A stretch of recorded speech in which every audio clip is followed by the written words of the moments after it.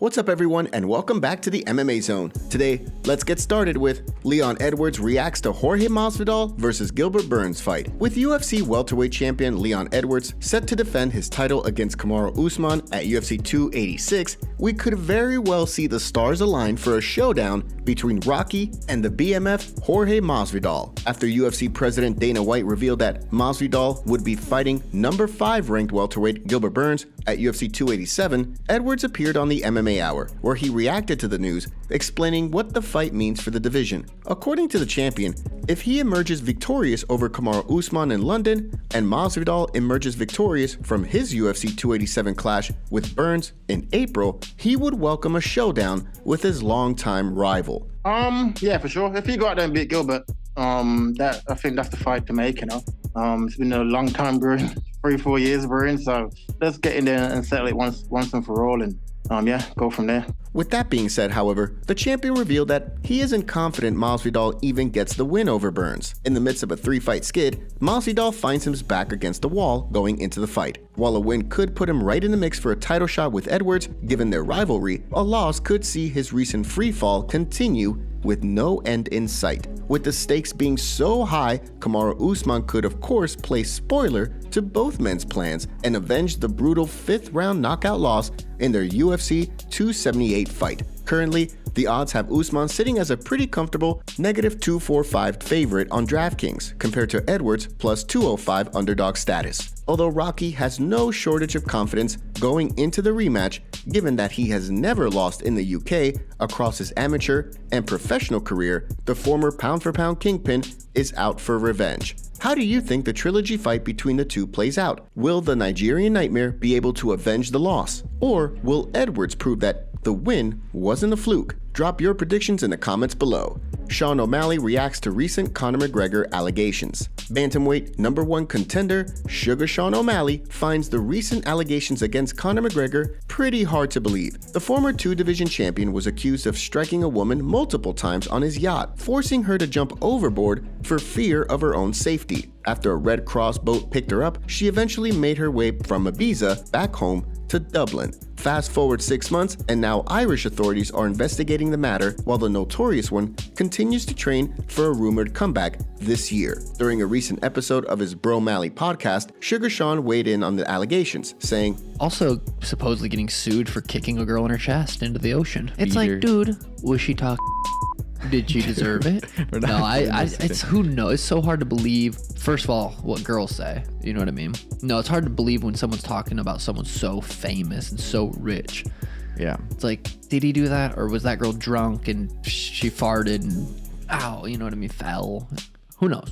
For his part, McGregor has continued to deny the allegations. Stay tuned for updates as they become available. Dan Hooker gives Makhachev props for accepting Volkanovski fight. At UFC 284, both Islam Makhachev and Alexander Volkanovski will face arguably the toughest test of their respective careers when the two champions clash in a thrilling matchup. With the title of pound-for-pound kingpin on the line, the fight is an incredibly high-stakes one for both men. For Volkanovski, he has the opportunity to become a 2-division champion and cement his name in UFC history alongside greats like Conor McGregor and Daniel Cormier. On the other side of things, Makhachev is defending his lightweight title for the first time against the pound-for-pound kingpin no less, a fighter in Volkanovski who hasn't tasted defeat in nearly a decade. While he could have opted to sit out and take a victory lap as champion, Makhachev had no hesitation in regards to accepting the Volkanovski fight. For that, he has Dan Hooker's respect. The Hangman spoke in a recent video about the fight, saying, For him to get on the microphone straight after that fight and call for another fight, and not only call for another fight in his own territory, but be willing to fly like a very long distance. Like they don't usually take those kind of risks. They're kind of US or close to home. Yeah, I tip my hat to Makhachev. How do you see the fight playing out? Drop your predictions in the comments below. Before we continue, make sure you give that like button some love and be sure to subscribe to the MMA Zone for all of the latest news. Jorge Masvidal recalls scary battle with E. Coli. While many believe that Jorge Masvidal had been absent from the octagon as a result of his ongoing legal case, the BMF recently set the record straight on an episode of the MMA Hour. I got terribly sick last year, like the worst type of sickness I've ever been in my life. What? I catch E. coli. There was a E. coli outbreak in South Florida in produce and like fruits. In that, I started investing a lot more like in my body. Like, you know, maybe I might not know the most science, but I'm gonna hire the motherfucker that knows the most science. I'm gonna get my body right.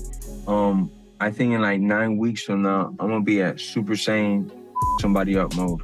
With Gilbert Burns fresh off a first-round win over Neil Magny at UFC 283, a win for Jorge Masvidal at UFC 287 would prove that he still has what it takes to compete with the best the division has to offer. Currently, Burns sits as a -500 favorite on DraftKings to Masvidal's +400 underdog status. How do you see the fight playing out when the two welterweights square off?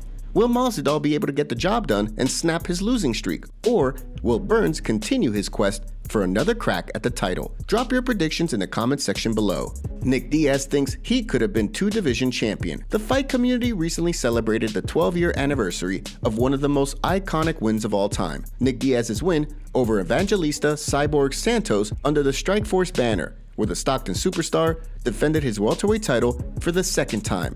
Diaz reacted to the footage in a post on Instagram, writing, "These motherfuckers are lucky. I got f***ed over my whole career. Otherwise, I have the UFC belt by now, maybe both of them." After a 6-0 run with Strikeforce, Diaz picked up a dominant win over BJ Penn in 2011 in the UFC before losing a narrow decision to Carlos Condit just a few months later in a failed bid for the interim welterweight title. After then dropping a lopsided loss to George St. Pierre at UFC 158, Diaz fought Anderson Silva at middleweight in 2015, where he tested positive for marijuana metabolites once again, resulting in a 5-year suspension that brought any hope for another title run to a grinding halt. Although Diaz has given MMA fans plenty of memories over the years, had he continued to compete in 2015, who knows what could have been. And now for our breaking news story of the day. Good friend Khabib Nurmagomedov, he will not be cornering you for this fight. I understand him because, you know, he was retired, but he still travel a lot with all team. And when somebody have fight, he go to the training camp, went to the other things, you know, and he cannot spend, when you retire, you want to spend more time with your family. But yes, like, for example, 2023, he says like just 2 months he stay in the home with family, but all other time he travel a lot. That's why he want to spend more time with his family. You know? I fought couple times without him in the corner. That's why, you know, he gave me good support for this fight. He gave me good. We talk about this fight. He give me the plan. I have to fight. That's why we will see. Sean Strickland calls out Paulo Costa. Sean Strickland believes after his decision win over Nasruddin Imavov, it only makes sense for him to square off against Paulo Costa in the final fight of the former title challenger's contract. With Costa aware that he'll likely have to fight out his UFC contract if he wants to test the open market, and the two right next to each other in the UFC's rankings, Strickland believes a fight only makes sense. He released a video on his Instagram account alongside Marvin Vettori, who Costa infamously fought in 2021, saying, "Yo, Costa, I think we should fight, bro. It makes sense, you know. I don't know if you're drunk, you're gonna be able to make weight, if you're eating cookies.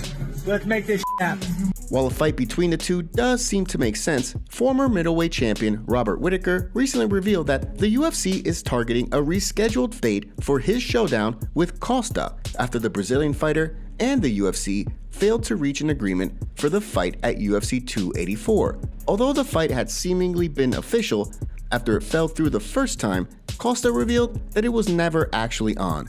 As Whittaker revealed recently, the UFC is looking to reschedule the fight for March or April, and the way he sees things, the promotion specifically wants him to fight Costa.